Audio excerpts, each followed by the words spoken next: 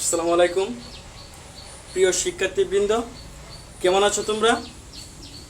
সম্মানিত অভিভাবকবৃন্দ এবং আমার এই লাইভ ক্লাসটি যে যেখানে বসে উপভোগ করছেন প্রিয় দর্শকবৃন্দ, সকলকে আমার পক্ষ থেকে শুভেচ্ছা।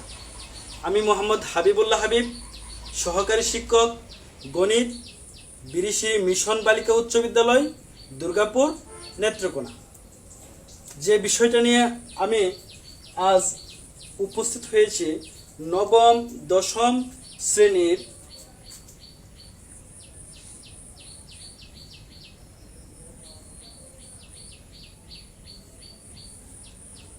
দশম শ্রেণীর লগারিদম।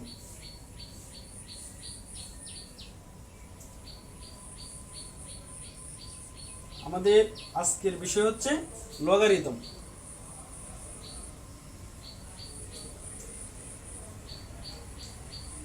লগারিদম, এই লগারিদমকে অনেক সময় সংক্ষেপে একে লগ বলা হয়। কি বলা হয়? লগ বলা হয়। ঠিক আছে, এই পাঠ শেষে শিক্ষার্থীরা লগারিদম কি তা ব্যাখ্যা করতে পারবে, লগারিদমের প্রকাশ পদ্ধতি বর্ণনা করতে পারবে এবং লগারিদমের বিভিন্ন সারণী এবং আবিষ্কারকের বর্ণনা দিতে পারবে এবং সংখ্যার বৈজ্ঞানিক রূপ প্রকাশ করতে পারবে। তো চলো আমরা সময় নষ্ট না করে চলে যাই। লগারিদমকে প্রথমত দুইভাবে প্রকাশ করা যায়। একটা হচ্ছে স্বাভাবিক লগারিদম, একটা হচ্ছে স্বাভাবিক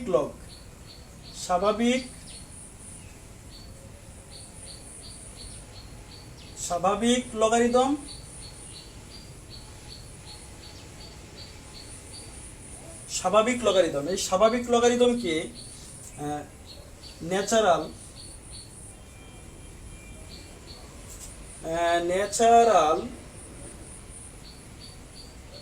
ন্যাচারাল লগারিদম, আরেকটা হচ্ছে সাধারণ লগারিদম।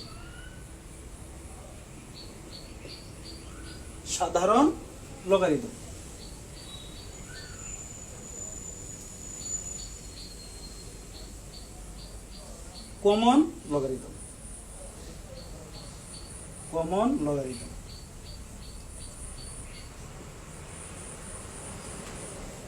আজকে আমরা এই বিষয়গুলা দেখব। স্বাভাবিক লগারিদম কি প্রথমে আমরা একটু ব্যাখ্যা করি। তোমরা নিশ্চয়ই শুনে থাকবে, একজন স্কটল্যান্ড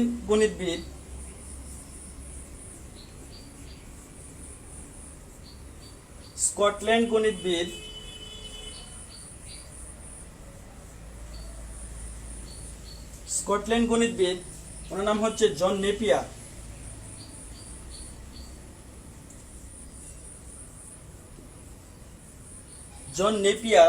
ওনার লাইফ টাইম হচ্ছে 1550 থেকে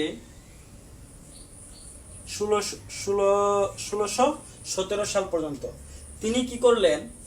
1614 সালে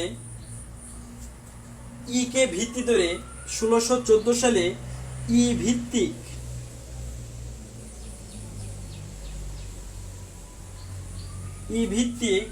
লগ সারণী সর্বপ্রথম তৈরি করেন। তিনি সর্বপ্রথম এক প্রকার বই প্রকাশ করেন। তিনি লগ এর সাথে বেস হিসেবে ই কে নির্বাচন করেন। এখানে ই হচ্ছে একটি অমূলদ সংখ্যা। অমূলদ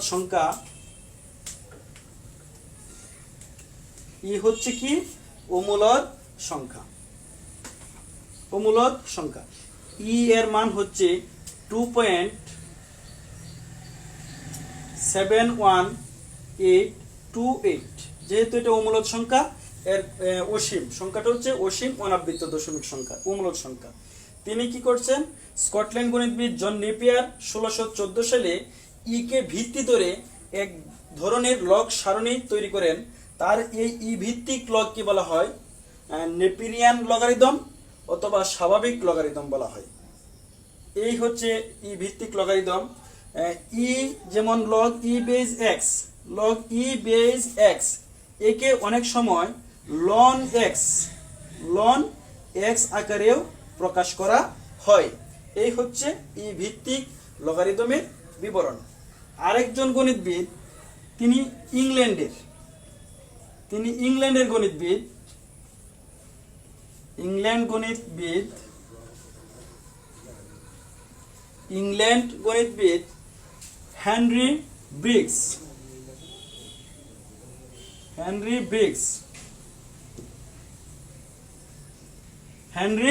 ইংল্যান্ড গণিতবিদ। ওনার লাইফ টাইম হচ্ছে 1561 থেকে 1630 সাল। এই হচ্ছে ওনার জীবনকাল। তিনি কি করেছেন, ওনার এই নেপিয়ারের 10 বছর পর অর্থাৎ 1624 সালে তিনি টেনকে ভিত্তি ধরে টেন ভিত্তিক লগ সারণী তৈরি করেন। তার এই টেন ভিত্তিক লগকে বলা হয় সাধারণ লগারিদম বা সাধারণ লগ, কমন লগারিদম বলা হয়। তিনি টেনকে ভিত্তি হিসেবে ধরেছেন। এই যে টেনকে তিনি ভিত্তি হিসেবে ব্যবহার করেছেন। এই টেন ভিত্তিক লগকে বলা হয় সাধারণ লগারিদম, আর ই ভিত্তিক লগকে বলা হয় স্বাভাবিক লগারিদম। তিনি যে কোনো একটা সংখ্যা ব্যবহার করলেন, ধরো 5, 10। প্রিয় শিক্ষার্থী বন্ধুরা, আমরা দেখলাম লগারিদমকে দুই ভাবে প্রকাশ করা যায়। এটা হচ্ছে লগারিদমের প্রকাশ পদ্ধতি। লগারিদমকে দুই ভাবে প্রকাশ করা যায়, একটা হচ্ছে স্বাভাবিক লগারিদম আর একটা হচ্ছে সাধারণ লগারিদম। আমরা বুঝলাম ই ভিত্তিক লগারিদমকে বলা হয় স্বাভাবিক লগারিদম, এবং টেন ভিত্তিক লগারিদম, টেন বেস হিসেবে যখন 10 থাকবে, টেন ভিত্তিক লগারিদমকে বলা হবে সাধারণ লগারিদম। এই হচ্ছে লগারিদমের বিবরণ। এবার চলো দেখি, কোনো একটা লগারিদমে মনে করো বেস উল্লেখ নেই, সেক্ষেত্রে তোমরা কি করবে? বেস যদি উল্লেখ না থাকে তাহলে সেক্ষেত্রে তোমরা কি করবে? চলো এবার আমরা দেখে নিই। ধরো লগ, এখানে রয়েছে লগ এম, আর এখানে রয়েছে লগ 5। এখন এই দুইটা লগের মধ্যে কোনো বেস উল্লেখ নেই, ভিত্তির উল্লেখ নেই, তাহলে আমরা কোনটা স্বাভাবিক বলবো, কোনটাকে সাধারণ বলবো? এটা বোঝার পদ্ধতি কি? হ্যাঁ, থ্যাংক ইউ, ঠিক ধরতে পেরেছ। মনে রাখতে হবে, লগের সাথে যদি কোনো সংখ্যা থাকে তাহলে ভাবতে হবে উজ্জ্বল। এখানে 10 রয়েছে, বেস কত রয়েছে? 10 উজ্জ্ব থাকে। এবং লগের সাথে যদি কোনো বীজগাণিতিক রাশি থাকে, বীজগণিতীয় রাশি থাকে, তাহলে বুঝতে হবে এর সাথে বেস হিসেবে ই রয়েছে। তাহলে আমরা বুঝলাম লগের সাথে যদি কোনো বীজগাণিতিক রাশি থাকে তাহলে এর বেস হচ্ছে ই, অর্থাৎ এটা হচ্ছে স্বাভাবিক লগারিদম। আর যদি লগ এর সাথে কোনো সংখ্যা থাকে তাহলে এটা হচ্ছে সাধারণ লগারিদম। এর বেস কত হবে? 10, আর এর বেস কত হবে? ই। এই হচ্ছে উল্লেখ না থাকলেও আমরা এভাবে ধরতে পারবো। এবার শিক্ষার্থীবৃন্দ, এবার চলো আমরা দেখি সংখ্যার বৈজ্ঞানিক বা আদর্শ রূপ, scientific or standard form of number. সংখ্যার বৈজ্ঞানিক রূপ। এই সংখ্যার বৈজ্ঞানিক রূপের সাহায্যে অনেক বড় বড় সংখ্যাকে কিংবা অনেক ছোট ছোট সংখ্যাকে সহজেই প্রকাশ করা যায়। যেমন এখানে একটা সমীকরণ তোমরা দেখতে পাচ্ছ। কি সমীকরণ দেখতে পাচ্ছ? n equal to a into 10 to the power n, অর্থাৎ এখানে n হচ্ছে একটা সংখ্যা, যে কোনো ন্যাচারাল বা নর্মাল নাম্বার, স্বাভাবিক সংখ্যা। এই সংখ্যাকে কিভাবে বৈজ্ঞানিক রূপে প্রকাশ করা যায়? a into 10 to the power n, এই আকারে সংখ্যাকে যখন a into 10 to the power n আকারে প্রকাশ করা যাবে তখন তাকে বলা হবে সংখ্যার বৈজ্ঞানিক রূপ। এখানে একটা শর্ত রয়েছে, এখানে a এর মানটা দেখো, a এর যে মানটা হবে, হ্যাঁ, a 1 less than or equal to a less than 10, অর্থাৎ a এর মানটা হবে 1 থেকে বড় অথবা কি 1 এর সমান এবং 10 থেকে ছোট, অর্থাৎ আমরা যদি বলতে যাই তাহলে এর মান হবে 1 থেকে 9 এর মধ্যে, এবং n বিলংস টু z, অর্থাৎ n এই যে এখানে পাওয়ার হিসেবে কাজ করতেছে সূচক আকারে n, এখানে n এর মান হবে যে কোনো ইন্টিজার নাম্বার, যে কোনো পূর্ণ সংখ্যা, z দ্বারা পূর্ণ সংখ্যা প্রকাশ করা হয়। এবার চলো এই সংখ্যার সাহায্যে বিশাল বিশাল সংখ্যা কিংবা অনেক ছোট সংখ্যাকে কিভাবে বৈজ্ঞানিক রূপে প্রকাশ করা যায়। প্রিয় শিক্ষার্থীবৃন্দ, তোমরা কি বলতে পারবে আলোর গতি কত? আলোর গতি কত? হ্যাঁ, থ্যাংক ইউ। আলোর গতি কত? আলোর গতি হচ্ছে 30 কোটি মিটার পার সেকেন্ড। 30 কোটি মিটার পার সেকেন্ড, হাজার কোটি, 30 কোটি মিটার পার সেকেন্ড, অর্থাৎ এটা হচ্ছে আলোর গতি। কিসের গতি এটা? আলোর গতি। আলো এত গতিতে চলে, প্রতি মিটারে 30 কোটি, প্রতি সেকেন্ডে সে 30 কোটি মিটার চলতে পারে। এ হচ্ছে আলোর গতি, বিশাল বড় সংখ্যা। ঠিক আছে, তাহলে এই সংখ্যাকে, এত বড় সংখ্যাকে আমরা কিভাবে বারবার লেখা, কিংবা আরেকটা জিনিস ধরি আমরা, একটা হাইড্রোজেন পরমাণুর ব্যাসার্ধ, হাইড্রোজেন পরমাণুর ব্যাসার্ধ, হাইড্রোজেন পরমাণুর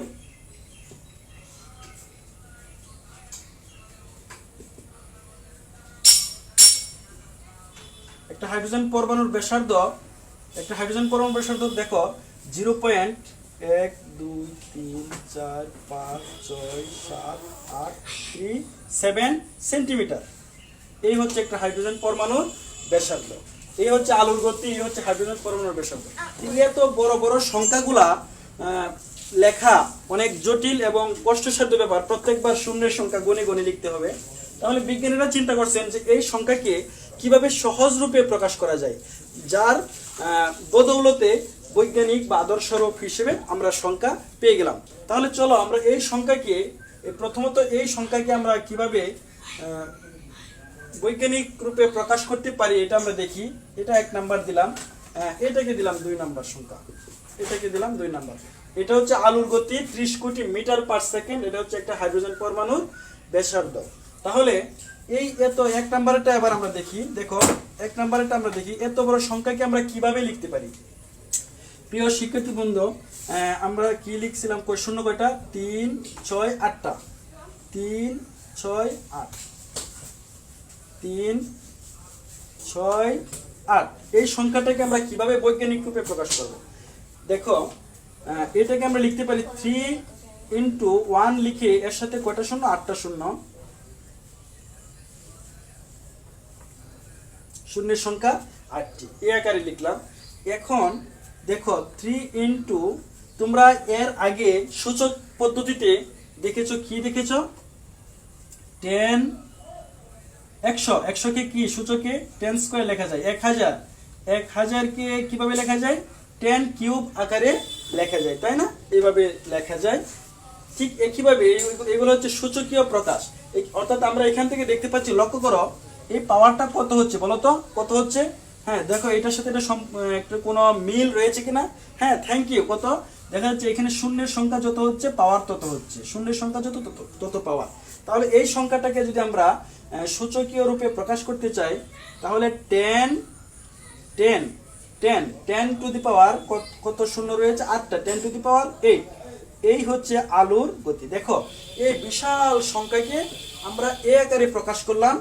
এইটাই হচ্ছে সংখ্যার বৈজ্ঞানিক রূপ, এই হচ্ছে সংখ্যার বৈজ্ঞানিক রূপ। তাহলে এত বড় সংখ্যাকে কিভাবে বৈজ্ঞানিক রূপে প্রকাশ করা যায় তোমরা দেখতে পাচ্ছ। ঠিক আছে, এখানে কোনো প্রশ্ন আছে? হ্যাঁ, না প্রশ্ন নয়। দেখো এখানে 3, রাইট, 3 কিভাবে এসেছে তুমি দেখো। এটা প্রশ্ন কিভাবে হলো? হ্যাঁ দেখো, যদি মনে করো 200 হয়, 200 কে আমরা লিখতে পারি কি 2 × 100। সবসময় 1 এর সাথে মানে আমরা 1 এর বা দশকের 10-এর গুণিতক আকারে প্রকাশ করব। যেমন 10, 100, 1000, 10,000, 1 লাখ, 10 লাখ, এইভাবে নিব। ঠিক আছে, এইভাবে আমরা প্রকাশ করবো এই সংখ্যাটাকে। তাহলে এই হচ্ছে এই সংখ্যার বৈজ্ঞানিক রূপ। এবার চলো আমরা 2 নম্বর সংখ্যাটা দেখি। দ্বিতীয় দ্বিতীয় সংখ্যাটা দেখি। এই যে একটা সংখ্যা রয়েছে, বিশাল বড় সংখ্যা, কত রয়েছে? কত রয়েছে এখানে? শূন্য কত রয়েছে? 1 2 3 4 5 6 7 8, 8টা শূন্য রয়েছে। এখানে আমাদের দশমিকটা দেখো, লক্ষ্য করো, এই দশমিকটা কোথায় আনতে হবে? দশমিকটা আনতে হবে কার সাথে?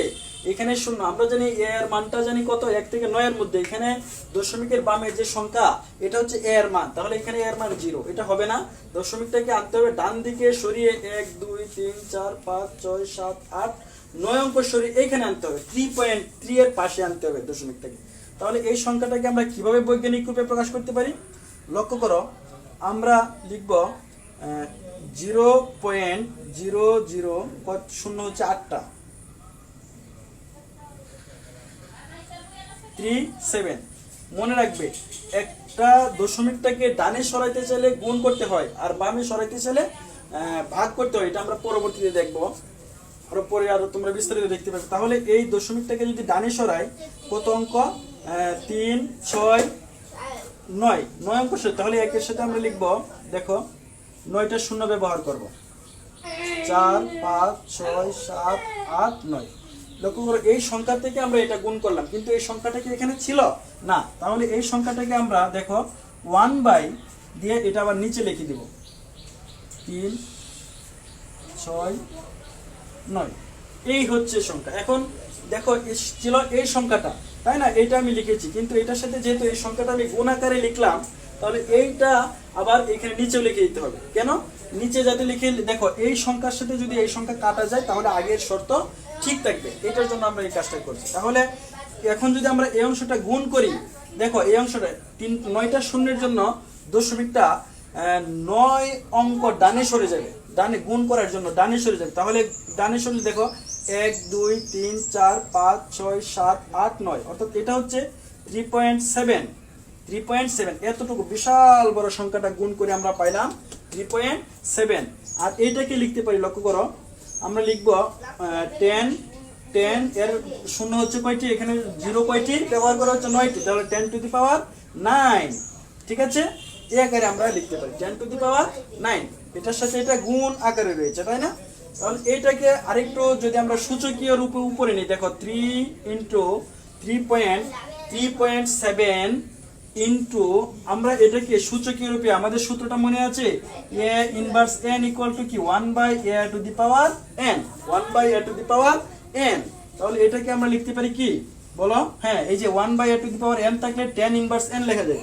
তাহলে 1 বাই 10 টু দি পাওয়ার 9 থাকলে এটাকে কি লেখা যাবে? tan inverse 9। Very good. এই হচ্ছে এই সংখ্যার বৈজ্ঞানিক বা আদর্শ রূপ। এটা হচ্ছে হাইড্রোজেন পরমাণুর, একটা হাইড্রোজেন পরমাণুর ব্যাসার্ধ, একটি হাইড্রোজেন পরমাণুর ব্যাসার্ধ আমরা পেয়ে গেলাম। তাহলে এই বড় বড় সংখ্যাকে এইভাবে বৈজ্ঞানিক বা আদর্শ রূপে প্রকাশ করা যায়। চলো আমরা একটু সহজ পদ্ধতিতে যাই। দেখো, আমি আরো একটি সংখ্যা লিখছি। ধরো 6 7 3.7 লিখলাম, আরেকটা লিখলাম 6 7.73। ঠিক আছে, আরেকটা সংখ্যা লিখে দিলাম 6.74। ঠিক আছে, কিভাবে আমরা একই সংখ্যা লিখলাম। ঠিক আছে, এগুলাকে আমরা বৈজ্ঞানিক রূপে প্রকাশ করব। লক্ষ্য করো, এখানে দশমিকটা কত অঙ্ক বামে আনতে হবে? 1 নাম্বার সমাধান। আমরা 1 নাম্বারের যদি আমরা সমাধান করি, তাহলে দশমিকটাকে কোথায় আনতে হবে? হ্যাঁ, থ্যাংক ইউ, 6 এর পাশে আনতে হবে, তাই না? অর্থাৎ 2 অঙ্ক বামে সরাতে হবে। যদি দশমিকটাকে বামে সরাতে হয়, তাহলে কি করতে হবে? সংখ্যাটা ভাগ করতে হবে। কি লিখবো আমরা? দেখো 6 73.7 ইকুয়াল টু, আমরা লিখবো এটা 6 73.7 ভাগ দশমিকটাকে কার সাথে আনতে হবে? আমাদের এর শর্ত, এর মানটা কত হইতে হবে?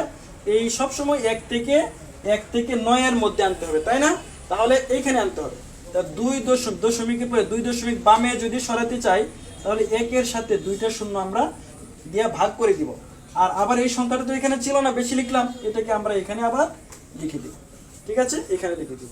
এবার লক্ষ্য করো, এটা থেকে যদি আমরা ক্যালকুলেটরে ভাগ করি, অথবা তোমরা স্বাভাবিকভাবে ভাগ করো, 2টা শূন্যের জন্য দশমিকটা, হ্যাঁ, 2 অঙ্ক বামে চলে যাবে, অর্থাৎ 6.7 7 হবে, আর এটাকে আমরা লিখতে পারি 10 কত, দুইটা শূন্য 10 স্কয়ার। এই হচ্ছে এই সংখ্যার বৈজ্ঞানিক রূপ। এবার ঠিক একইভাবে এটা তোমরা নিজেরা করবে, ঠিক আছে? এটা তোমরা করবে, দশমিকটা এক অঙ্ক বামে সরাতে হবে। যদি একটু দেখিয়ে দিই তারপরেও, 67.73, তাহলে এইটার দশমিকটা কত অঙ্ক বামে সরাইতে হবে? এক অঙ্ক। তাহলে আমরা এটা একের সাথে একটা শূন্য ব্যবহার করব, 673.73, যেহেতু এক অঙ্ক বামে সরাতে হবে এক অঙ্ক, এই জন্য একের সাথে একটা শূন্য ব্যবহার করলাম, 10 ব্যবহার করলাম, এখানে আবার লিখে দিব 10। তাহলে এটা কত হচ্ছে দেখো, এইটা যদি আমরা দশমিক ভগ্নাংশে প্রকাশ করি, দশমিক ভগ্নাংশে, তাহলে এই শূন্যের জন্য দশমিকটা এক অঙ্ক বামে সরে যাবে, 6.773 ইন্টু 10, এখানে 10 এর পাওয়ার কত আছে? 1, 10 two the power 1। Very good, এই হচ্ছে এই সংখ্যার বৈজ্ঞানিক রূপ। এবার লক্ষ্য করো, এইটার ক্ষেত্রে যাই আমরা, 3 নাম্বারেরটা দেখি কি হয়। 3 নাম্বারেরটা 6.74। আমরা সব সময় শিখলাম দশমিকটা প্রথম যে একটা সার্থক অঙ্ক আছে, প্রথম সার্থক অঙ্কের সাথে চলে আসবে। তাহলে দেখো, এই যে দশমিক রয়েছে, এই দশমিকের বামে একটা অঙ্ক রয়েছে, তাহলে এটা এই শর্ত মেনে চলে, অর্থাৎ 1 থেকে 9 এর মধ্যে হয়। তাহলে দশমিকটা কি, এটা বামেও সরানোর সুযোগ নাই, ডানেও সরানোর সুযোগ নাই, বামেও নেওয়া যাবে না, ডানেও নেওয়া যাবে না। তাহলে এটাকে আমরা কিভাবে প্রকাশ করব? দেখো, এটাকে আমরা লিখবো 6.74 ইন্টু 1, কি আকারে লিখতে পারি? 1। এরপর লিখবো দেখো 6.74 ইন্টু 10 টু দি পাওয়ার 0। কি প্রশ্ন আছে? প্রশ্ন আছে? প্রশ্ন আছে। 1 থেকে 10 টু দি পাওয়ার 0 কিভাবে হলো? তোমরা সূচকে একটা সূত্র পড়ে এসেছো, a টু দি পাওয়ার 0 এর মান কত? 1, তাই না? তাহলে 10 টু দি পাওয়ার 0 এর মান কত হবে? 1। তাহলে 1 এর পরিবর্তে আমরা কত ব্যবহার করতে পারি? 10 টু দি পাওয়ার 0। ঠিক আছে, এই হচ্ছে এই সংখ্যার বৈজ্ঞানিক রূপ। ধন্যবাদ, তোমরা কি বুঝতে পেরেছো? ওকে, ভেরি গুড। আমরা এবার আরেকটা সংখ্যা দেখি, 4 নাম্বার আরেকটা সংখ্যা দেখি, 0.0076। এই সংখ্যাটাকে আমরা বৈজ্ঞানিক রূপে প্রকাশ করব। এখন লক্ষ্য করো, এই সংখ্যাকে প্রকাশ করার জন্য, এই সংখ্যাকে দশমিক বৈজ্ঞানিক রূপে প্রকাশ করার জন্য দশমিকটা বামে তো নেওয়া যাবে না, কি কোন দিকে নিতে হবে? হ্যাঁ, থ্যাংক ইউ, কোন দিকে? ডান দিকে নিতে হবে। কত অঙ্ক সরাতে হবে? কত অঙ্ক, কয় দশমিক স্থান? 1 2 3, অর্থাৎ কার পাশে আনতে হবে? 7 এর পাশে আনতে হবে। তাহলে এটাকে 3 অঙ্ক ডানে সরাতে হবে। এটাকে 3 অঙ্ক ডানে সরাতে চাইলে আমরা কিভাবে লিখব? দেখো, 76 ইকুয়াল টু 0.0076 ইন্টু, যেহেতু 3 অঙ্ক ডানে সরাতে হবে, একের সাথে আমরা 3টা শূন্য ব্যবহার করব। কিন্তু এই সংখ্যাটা এখানে ছিল না, পরে আবার এখানে আমরা ভাগ আকারে এটা লিখে দিব, ভাগ আকারে লিখে দিব। ঠিক আছে, তাহলে ভাগ আকারে এইটার সাথে যদি আমরা এটা গুণ করি, 3টা শূন্যের জন্য দশমিকটা 3 অঙ্ক ডানে সরবে, অর্থাৎ এটা কত হবে? 7.6। এইটা গুণ করার পরে এটা ইন্টু, আর এটাকে আমরা লিখতে পারি 1/10 কত? 10 cube. Thank you, 10 cube. 7.6 into, তোমার এটা ইনভার্সের সূত্র দিয়ে যদি উপরে উঠাই, 10 ইনভার্স কত? 3। এই হচ্ছে এই সংখ্যার বৈজ্ঞানিক রূপ। প্রিয় শিক্ষার্থীবৃন্দ, তোমরা কি লক্ষ্য করেছো, দশমিকটা যদি আমরা ডানে সরাই, তাহলে গুণ করতে হয়, প্রথমে গুণ, পরে ভাগ করে দিব। আর দশমিকটা যদি আমরা বামে সরাই, 674.3, এটাকে যদি আমরা বৈজ্ঞানিক দশমিকটাকে যদি বামে সরাই, তাহলে কি করতে হয়? 2 অঙ্ক ভাগ করতে হয়, তাই না? ভাগ করে পরে গুণ করতে হয়। তাহলে আমরা একটা বিষয় শিখলাম, দশমিকটা ডানে সরাইলে গুণ করতে হবে, আর পরে ভাগ করতে হবে, আর বামে সরাইলে প্রথমে ভাগ হবে, পরে গুণ হবে। ঠিক আছে, এখন আরেকটা বিষয় তোমরা লক্ষ্য করো, কত অঙ্ক ডানে সরাবো, কত অঙ্ক বামে সরাবো, সবসময় আমাদের মনে রাখতে হবে, দশমিকের এই যে দশমিকের বামে একটা সার্থক অঙ্ক থাকবে। এখানে দশমিকের বামে সবসময় কি থাকবে? একটা সার্থক অঙ্ক থাকবে। লক্ষ্য করো, প্রত্যেকবার দশমিকের বামে একটা সার্থক অঙ্ক পাইলাম, ওই যে এটা আগের গুলো আমরা পাইলাম। এটাকেও যদি আমরা প্রকাশ করি, তাহলে ওই যে 2 অঙ্ক বামে ভাগ আছে বিদায় 6.743 ইন্টু 10 স্কয়ার। দেখো, দশমিকের বামে একটা সার্থক অঙ্ক পেয়ে গেলাম। ঠিক এইভাবে আমরা যে কোনো সংখ্যাকে, ছোট অনেক বড় সংখ্যাকে কিংবা অনেক ছোট সংখ্যাকে বৈজ্ঞানিক রূপে প্রকাশ করতে পারি। তোমরা তোমাদের বাড়ির কাজ দিচ্ছি। তোমরা তোমাদের 4.3 অনুশীলনী 4.3-এর 11 নাম্বার যেগুলো রয়েছে যে বৈজ্ঞানিক রূপে প্রকাশ করা, এগুলো তোমরা সমস্যা সমাধান করবে ঘরে বসে। আমাদের এই সমস্যাগুলোর সমাধানের আলোকে, আজকের এই ক্লাসের আলোকে তোমরা বুঝতে পেরেছো কি? হ্যাঁ, ধন্যবাদ। তারপরেও যদি তোমাদের কোনো প্রশ্ন থেকে থাকে তাহলে অবশ্যই আমার কমেন্ট বক্সে লিখে দিবে। আর যদি এই ভিডিওটি পুনরায় দেখতে চাও তাহলে আমার একটি ইউটিউব চ্যানেল রয়েছে, তোমরা ওই চ্যানেলটা সাবস্ক্রাইব করে রাখবে, তাহলে আপডেটগুলো নিয়মিতভাবে পেতে থাকবে।